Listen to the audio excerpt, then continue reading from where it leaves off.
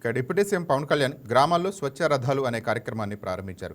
చెత్త నుంచి సంపద సృష్టి కార్యక్రమాలను ప్రజల్లోకి తీసుకువెళ్లేలా మరింత ప్రచారం చేస్తున్నారు. ఈ స్వచ్ఛ రథాల గురించి ప్రజల్లో మరింత అవగాహన వచ్చేందుకు హీరో నాని ముందుకు వచ్చారు. పవన్కు మద్దతు ఇచ్చారు. స్వచ్ఛ రథాలు అనేది చాలా మంచి కార్యక్రమం అని చెప్పారు. తడి పొడి చెత్తను వేరు చేస్తూ పరిసరాలను పరిశుభ్రంగా ఉంచాలని తెలిపారు.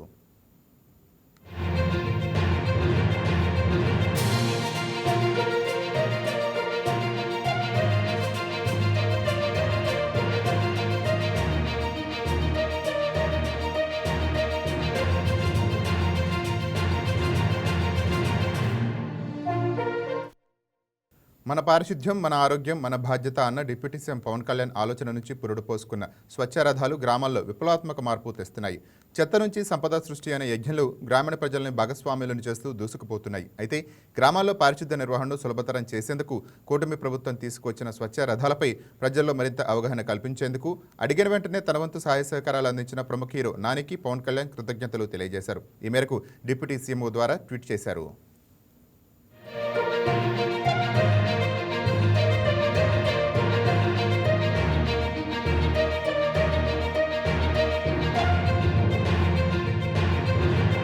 జనరల్గా మన చుట్టూ బోల్డ్ అంత చెడు ఉంది.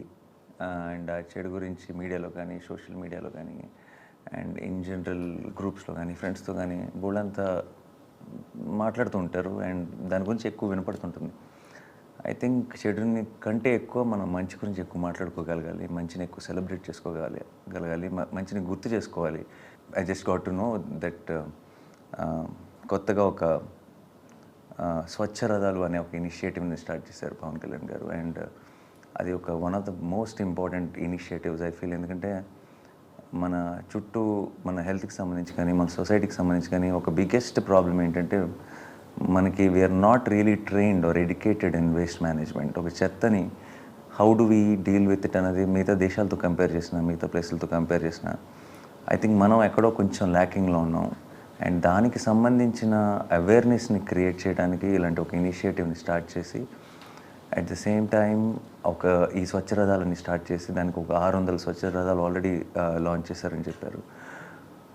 అండ్ ఒక బ్యూటిఫుల్ థింగ్ ఏంటంటే తడి చెత్త పొడి చెత్త అన్నది వేరు చేయటం అండ్ చేయటం వల్ల వచ్చే లాభాలు ఏంటి, దానివల్ల వచ్చే హెల్త్ బెనిఫిట్స్ ఏంటి, మనకి అది చేయకపోవడం వల్ల వచ్చే రిస్క్స్ ఏంటి అన్న దాని మీద ఒక అవేర్నెస్ని క్రియేట్ చేయటం. I think that's the need of the hour. And I really congratulate the entire team for doing this. I congratulate Pawan Kalyan garu for doing this. And ఈ ఇనిషియేటివ్ పెద్ద సక్సెస్ అవ్వాలి. Already I think everybody is joining in. And I hope మీరు ఈ plastic bottles లాంటివి, లేదంటే steel waste లాంటిది, లేదంటే paper related waste లాంటిది when you segregate it and take it and give it to this ఈ స్వచ్ఛ రథాలకి ఇచ్చినప్పుడు వాళ్ళు నిత్యావసర వస్తువుల్ని మీకు ఇవ్వటం అంటే గవర్నమెంట్ సైడ్ నుంచి ఇలాంటి ఒక మీ ఓన్ డిసిప్లిన్ కోసం మీకు ఒక గిఫ్ట్ ఇస్తాననటం I think is a beautiful idea. And I really appreciate that thought. And I hope ఇలాంటి ఎన్నో ఇనిషియేటివ్స్ ఇకపై కూడా గవర్నమెంట్ తరఫు నుంచి, పవన్ కళ్యాణ్ గారి తరఫు నుంచి ప్రజలందరికీ అంత నేను నమ్ముతున్నాను బలంగా. On that note congratulations to everyone involved and to Pavan Kalyan గారు. I think my best wishes and regards, sir. I know there are crores of people who are rooting for you. నేను కూడా అందులో ఒకడిని. And I hope you will continue to do all the good you have been doing. And ఇక చిత్తూరు జిల్లా వీకోటలో journalist Jaganmohan Reddy హత్య case విచారణపై collector Sumit Kumar స్పందించారు. హంతకులను చట్టపరంగా శిక్షిస్తామని జగన్మోహన్ రెడ్డి కుటుంబానికి కలెక్టర్ హామీ ఇచ్చారు. జగన్మోహన్ రెడ్డి కుటుంబంలో ఒకరికి ప్రభుత్వ ఉద్యోగం ఇవ్వడంతో పాటు పిల్లల చదువుకు తాను బాధ్యత తీసుకుంటానని కలెక్టర్ తెలిపారు.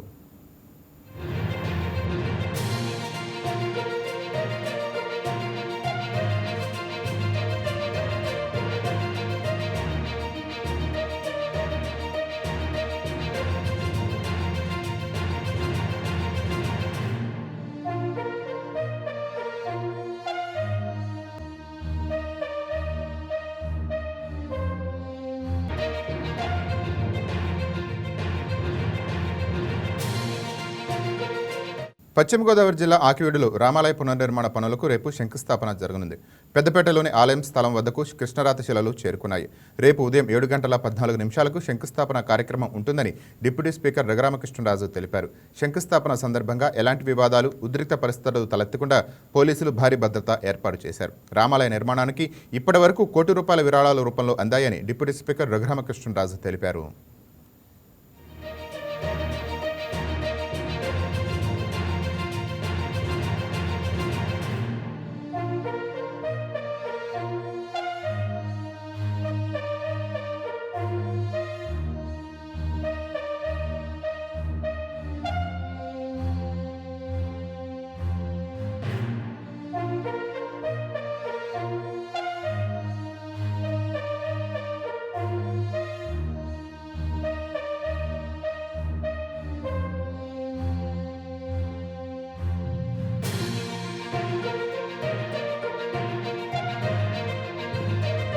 ఇక నెల్లూరు జిల్లాలోని ప్రసిద్ధ పుణ్యక్షేత్రమైన పెనుశిల లక్ష్మీనరసింహస్వామి జయంతి వేడుకలు అత్యంత వైభవంగా జరిగాయి. ఈ పవిత్ర సందర్భాన్ని పురస్కరించుకుని శ్రీశైలం భ్రమరాంక మల్లికార్జున స్వామి దేవస్థానం తరపున ఆలయ చైర్మన్ పోతుకుంట రమేష్ నాయుడు స్వామివారికి పట్టు వస్త్రాలను సమర్పించారు. ఆలయ ముఖద్వారం వద్దకు చేరుకున్న రమేష్ నాయుడుకు పెనుశిల ఆలయ ఈవో రెడ్డి, ఆలయ చైర్మన్ తిరుపల రెడ్డి ఘనస్వాగతం పలికారు. అనంతరం రమేష్ నాయుడు స్వామివారిని దర్శించుకుని మొక్కులు తీర్చుకున్నారు. పెనుశిల క్షేత్రం ఎంతో పవిత్రమైనదని, స్వామి దర్శనం అనంతరం తృప్తిని ఇచ్చిందని రమేష్ నాయుడు కొనియాడారు.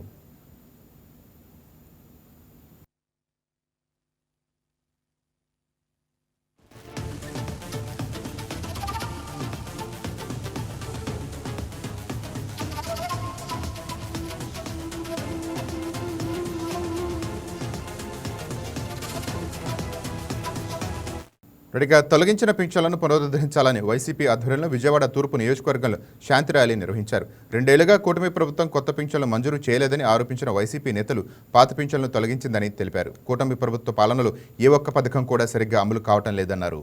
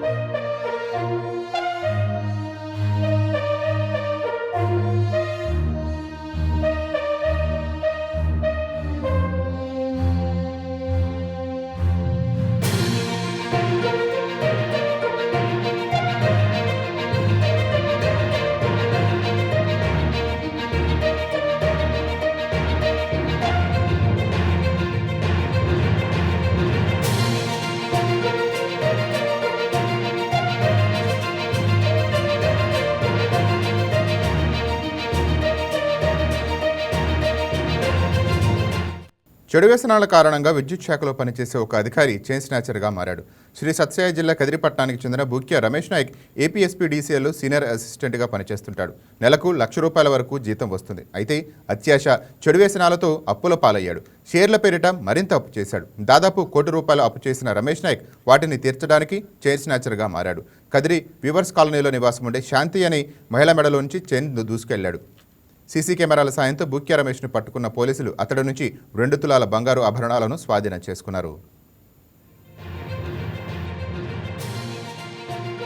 28/4/2026 రాత్రి 7:30 నుంచి 7:45 గంటల ప్రాంతంలో మగ్గాల క్వార్టర్స్లో శాంతి అనే ఆమె వేరే వాళ్ళ ఇళ్లలో పని చేసుకుని ఇంటికి వెళ్తుండగా ఒక అపరిచిత వ్యక్తి అక్కడ స్కూటీని నిలబెట్టుకుని ఆమెను ఫాలో అయ్యి ఎవరు లేని నిర్మానుష్య ప్రదేశంలో ఆమె కత్తి చూపించి ఆమె మెడలో నుంచి బంగారు గొలుసు లాక్కొని పోవడం జరిగింది. ఇది జరిగిన తర్వాత దాని మేరకు ఆమె శాంతి ఫిర్యాదు మేరకు కేసు నమోదు చేయడం జరిగింది. మా ఎస్పీ గారు చాలా సీరియస్ తీసుకొని ఈ స్నాచింగ్ కేసు ఏ విధంగా డిటెక్ట్ చేయాలనే ఉద్దేశంతో స్పెషల్ టీమ్స్ 4 స్పెషల్ టీమ్స్ ఒక్కొక్క టీంలో ముగ్గురు చొప్పున 4 స్పెషల్ టీమ్స్ ఏర్పాటు చేయడం జరిగింది. అంతా కూడా నారాయణ రెడ్డి వారి సిబ్బంది ఎస్పీ గారి ఆదేశాల మేరకు చాలా కష్టపడి టౌన్లో దాదాపుగా 25 సీసీ కెమెరాలు స్టెప్ బై స్టెప్ ఆ ప్రాంతానికి ఎక్కడా చేరుకుంటారు, ఏ మార్గంలో పోతారు, ఇదంతా కూడా వెరిఫై చేసి ఆ టయానికి ప్రాబుల్గా ఎవరైతే రీచ్ కాగలరో అని ఐడెంటిఫై చేసి ఆ ఐడెంటిఫికేషన్ మేరకు సీసీ కెమెరాల సహాయంతో వచ్చిన ఆధారాల మేరకు ముఖ్య రమేష్ నాయక్ గా గుర్తించి అతన్ని అరెస్ట్ చేయడం జరిగింది. కాలేజ్ గ్రౌండ్ లో అరెస్ట్ చేసి విచారించగా అతను నేరం చేసినట్లు ఒప్పుకున్నారు. అతని వద్ద నుండి ఇంటాక్ట్ ప్రాపర్టీ గోల్డ్ చైన్, అతని నేరానికి ఉపయోగించిన కత్తి కూడా స్వాధీనం చేసుకోవడం జరిగింది. అయితే విచారణలో ఆసక్తికరమైన అంశం ఏమంటే అతను ఏపీ ఎస్పీడీసీఎల్ కదిరిలో సీనియర్ అసిస్టెంట్ గా పనిచేస్తున్నాడు. షేర్ మార్కెట్ లో సుమారుగా ₹1.5 కోట్ల దాకా నష్టం వచ్చినందున ఆ నష్టాన్ని పూడ్చుకునే మార్గం లేక అదేవిధంగా బయట వ్యక్తులతో అప్పులు చేశారు. వారు పెట్టే ప్రెజర్ తట్టుకోలేక ఏం చేయాలో దిక్కుతోచగా సులభమైన మార్గంలో డబ్బు సంపాదించాలనే ఉద్దేశంతో ఈ స్నాచింగ్లు ఎంచుకోవడం జరిగింది. అందులో భాగంగానే 28వ తేదీ ఈ నేరం చేశాడు. నేరం చేసిన వెంటనే 2 రోజుల లోపలనే ఆధారాల మేరకు డిటెక్ట్ చేయడం కూడా జరిగింది. అదేవిధంగా మరుసటి రోజు కూడా అతను 28 అక్కడ చేసినాడు. 29 కాలేజ్ గ్రౌండ్ నుంచి తార్ రోడ్డు ఉంది, అక్కడ ఒక మహిళ మీద కూడా అటెంప్ట్ కూడా చేసినాడు. వీటన్నిటి ఆధారాల మేరకు అతన్ని అరెస్ట్ చేయడం జరిగింది. ప్రజలందరికీ విజ్ఞప్తి, ఎట్టి పరిస్థితుల్లో కూడా అసాంఘిక కార్యకలాపాలకు కానీ చట్ట వ్యతిరేక కార్యకలాపాలకు పాల్గొంటే మనం ఖచ్చితంగా వాళ్ళని పట్టుకోవడం జరుగుతుంది. అంతేకాకుండా సమ్మర్లో ప్రజలందరికీ విజ్ఞప్తి ఏమనగా చాలామంది గ్రామాలను వదిలిపోవడం కానీ అదే బంధువుల ఇళ్ళకు కానీ వెళ్ళడం జరుగుతుంది. విలువైన వస్తువులు కానీ సామాగ్రి కానీ క్యాష్ కానీ వాళ్ళ ఇంట్లో ఉండకుండా సాధ్యమైనంత వరకు బ్యాంక్ లాకర్లో ఉంచుకోవాలి, లేదంటే వాళ్ళ వెంబడి తీసుకొని పోవాలి. వాళ్ళు లాక్ చేసినప్పుడు ఎవరైనా బంధువులు వాళ్ళ ఇల్లు చూసుకోమని చెప్పాలి. విధులైన పరిస్థితుల్లో తప్పని పరిస్థితుల్లో తక్షణమే పోవాలంటే పోలీసులకు ఒక సమాచారం ఇస్తే అటువంటి ఇళ్ల మీద ప్రత్యేక నిఘా పెట్టేదానికి కూడా అవసరం ఉంటుంది. అంతేకాకుండా ఉదయం పూట వాకింగ్ చేసేవాళ్ళు కానీ సాయంత్రం పూట వాకింగ్ చేసేవాళ్ళు కానీ బంగారు ఆభరణాలు ధరించకుంటే చాలా మంచిది. ప్రతిఘటించే వాళ్ళ జోలికి దొంగలు పోరు. ఎప్పుడైతే ప్యానిక్ 10th ఉత్తమ ఫలితాలు సాధించిన విద్యార్థులకు పెడన ఎమ్మెల్యే కాగితా కృష్ణప్రసాద్ అభినందనలు తెలియజేశారు. కృష్ణా జిల్లా పెడన నియోజకవర్గం తోటమాల గ్రామంలోని బట్టుమోహన్ రావు హైమావతి జిల్లా పరిషత్ హైస్కూల్లో అభినందన కార్యక్రమం నిర్వహించారు. ఈ పాఠశాలకు చెందిన పరసా చాందిని 590 మార్కులు సాధించి నియోజకవర్గంలో ప్రథమ స్థానాన్ని, జిల్లాలో 3వ స్థానాన్ని కైవసం చేసుకోవటం అభినందనీయమని ఎమ్మెల్యే అన్నారు. అలాగే ఇదే పాఠశాలకు చెందిన రమ్య 579 మార్కులు, గాయత్రి 567 మార్కులు సాధించి అందరి మన్ననలు పొందారని తెలిపారు. రాష్ట్రంలో విద్యాభివృద్ధి కోసం మంత్రి నాలా లోకేష్ చేస్తున్న కృషిని 10th ఫలితమే నిదర్శనమని తెలిపారు.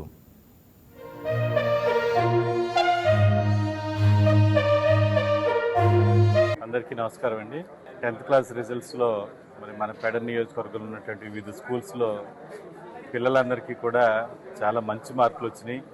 ఎప్పుడూ లేనటువంటి విధంగా పాస్ పర్సంటేజ్ కానివ్వండి, అదేవిధంగా స్టేట్ వైడ్ ర్యాంకుల్లో మరి చాలా చాలా మంచి ర్యాంక్స్ వచ్చినటువంటి పాస్ అయినటువంటి ప్రతి ఒక్క విద్యార్థులందరికీ కూడా నా యొక్క హృదయపూర్వక శుభాకాంక్షలు తెలియజేసుకుంటా ఉన్నాను. వారందరూ కూడా మరింత ఉన్నతమైనటువంటి స్థానాల్లోకి వెళ్ళాలని చెప్పేసి వారందరినీ కూడా మనసారా కోరుకుంటా ఉన్నాను. ఎందుకంటే నారా లోకేష్ బాబు గారు ఏదైతే ఒక ప్రణాళికాబద్ధంగా ఈ రోజున ఆయన మంత్రివర్యులు అయిన తర్వాత మరి తీసుకున్నటువంటి చర్యల వల్ల ఈ రోజున విద్యార్థులందరూ కూడా మంచి మార్కులతో పాస్ అవటం కానివ్వండి, బాగా విద్యా వ్యవస్థ మీద సమూలమైనటువంటి మార్పులు తీసుకురావటం వల్ల ఇటువంటి ఫలితాలు ఈ రోజున ప్రతి గవర్నమెంట్ స్కూల్స్లో కూడా ఈరోజు రావడం జరుగుతూ ఉందని కూడా తెలియజేసుకుంటా ఉన్నాను. తప్పకుండా మరి ఏదైతే మరి పిల్లలు ఎవరైతే ఉన్నారో వారందరికీ కూడా మరొకసారి శుభాకాంక్షలు తెలియజేసుకుంటూ I wish all the best.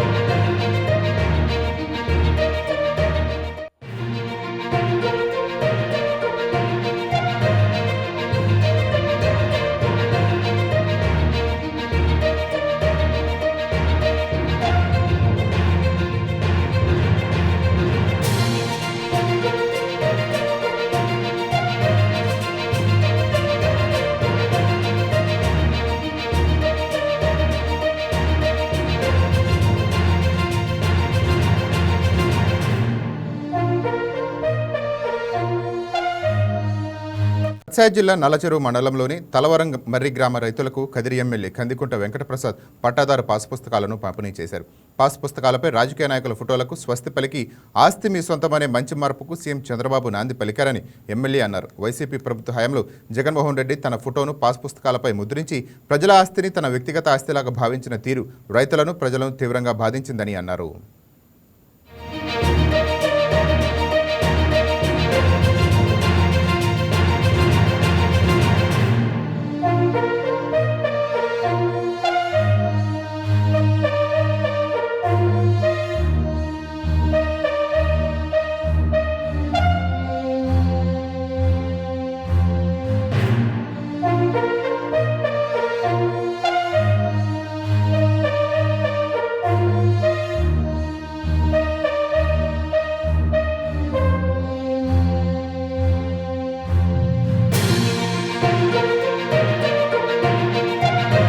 భర్త బిడ్డను వదిలి ప్రియుడితో వెళ్లిపోయిన మహిళ విషయంలో గ్రామ పెద్దలు కర్కశంగా వ్యవహరించారు. వివాహిత మహిళను ఆమె ప్రియుడిని బంధించారు. వివాహిత మహిళతో సంబంధం పెట్టుకున్న వ్యక్తికి 3.5 లక్షల జరిమానా విధించారు. ఈ ఘటన కర్నూలు జిల్లా సీబెల్గల్ మండల పరిధిలో పొల్లకల్లులో జరిగింది. పులకుర్తి గ్రామానికి చెందిన ఓ మహిళకు పొల్లకల్లు గ్రామానికి చెందిన రాజేష్తో 3 ఏళ్ల కిందట పెళ్లి జరిగింది. వీరికి ఒక బిడ్డ కూడా ఉంది. అయితే సదరు మహిళకు పులకుర్తికి చెందిన మరో వ్యక్తితో పెళ్లికి ముందుగానే సన్నిహిత సంబంధాలు ఉన్నాయని గ్రామస్తులు చెప్తున్నారు. 2 నెలల కిందట బిడ్డను భర్తను వదిలేసి సదరు మహిళ వెళ్లిపోయింది. దీంతో ఈ ఘటనపై అప్పట్లో పోలీసులు కేసు నమోదైంది. పోలీసులతో సంబంధం లేకుండా కొందరు గ్రామ పెద్దలు రాజేష్కు 3,50,000 రూపాయల జరిమానా విధించారు. ఇప్పటికే 50,000 రూపాయలు చెల్లించాడు. కానీ మిగిలిన 3 లక్షల రూపాయల కోసం పొలికల్లు గ్రామ పెద్దలు సదరు మహిళ ఆమె ప్రియుడిని బంధించారు.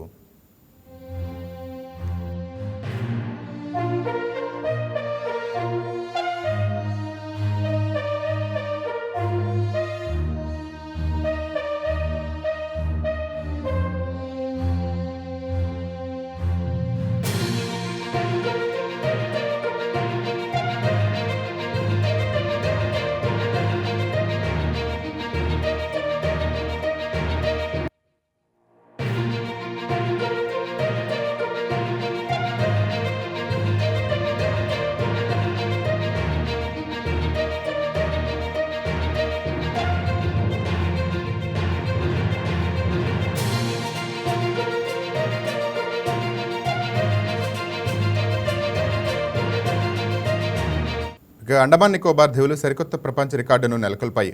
సముద్ర గర్భంలో అతిపెద్ద జాతీయ జెండాను ఆవిష్కరించి గిన్నిస్ వరల్డ్ రికార్డులో చోటు సంపాదించాయి. అండమాన్లోని ప్రసిద్ధ స్వరాజ్ ద్వీపంలో ఈ అద్భుతం ఆవిష్కృతమైంది. సుమారు 60 మీటర్ల పొడవు 40 మీటర్ల వెడల్పు కలిగిన భారీ త్రివర్ణ పతాకాన్ని సముద్రం అడుగున ప్రదర్శించారు. ఈ భారీ సాహసం కోసం ఏకంగా 200 మంది గజ ఈతగాళ్లు ఏకకాలంలో సముద్ర గర్భంలోకి వెళ్లి జెండాను ఆవిష్కరించారు. భారతదేశ కీర్తిని సముద్రమట్టం కింద కూడా చాటి చెప్పిన ఈ దృశ్యం ఇప్పుడు ప్రపంచవ్యాప్తంగా వైరల్గా మారింది. ఇంత పెద్ద జెండాను నీటి అడుగున ప్రదర్శించడం ప్రపంచంలోనే ఇదే మొదటిసారి కావడంతో గిన్నిస్ ప్రతినిధులు దీన్ని ధృవీకరించారు. మన జాతీయ జెండా పట్ల ఉన్న గౌరవాన్ని డైవర్ల అద్భుత ప్రతిభను ఈ రికార్డు ప్రతిబింబిస్తోంది.